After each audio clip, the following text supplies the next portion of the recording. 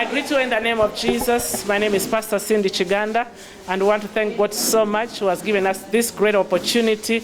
We are here as the Women with Difference.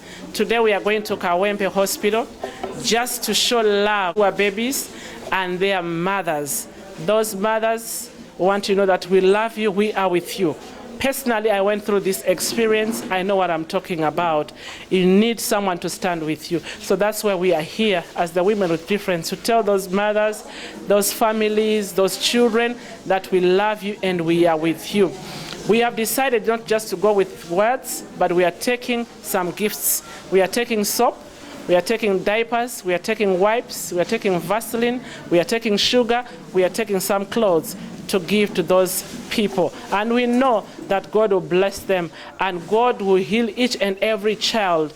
God is going to help those children who are born immaturely. They are going to mature in the name of Jesus. He has done it for my daughter. I have seen the grace of God. The same God who has done it for Miracle Nakato Kiganda, He can do for those children.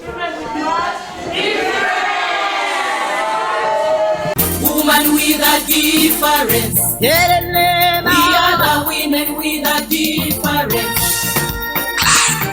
Woman with a difference. We are the women with a difference.